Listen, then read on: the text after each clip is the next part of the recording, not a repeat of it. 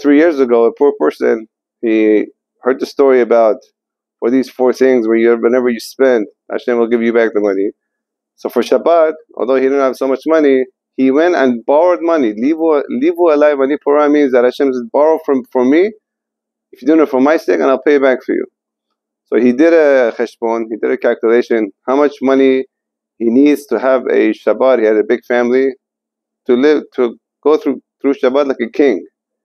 Although he's an ani, he's a poor person, but he went and did the cheshbon, the calculation, and he took out a loan of 150,000 shekels. We're talking about 40,000 shekels, $40,000.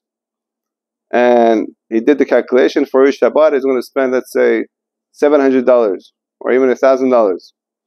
And the Yamim Tovim, Pesach, Sukkot, everything together, he calculated about $40,000. He went and borrowed it, although he was nowhere near that amount in his budget.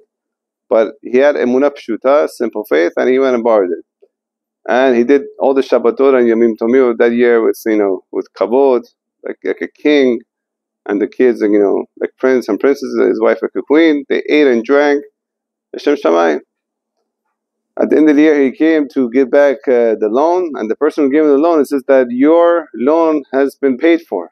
Okay, so he went he thanked Hashem with his emunah pshuna. He's like, can I borrow another 150,000 for the next year?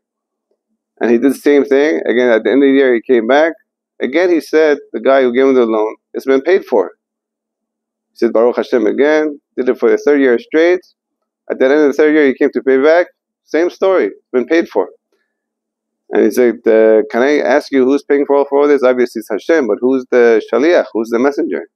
He said, there's this person who's a kaplan, he's a contractor, he's a multimillionaire, and he came to me 3 years ago and asked me, how many loans do you give out every year? So he said about 400. He said, I want you to do a raffle, and whoever comes out in the raffle, I'll pay for him. And every year you come out in the raffle. We have no way how to figure this out.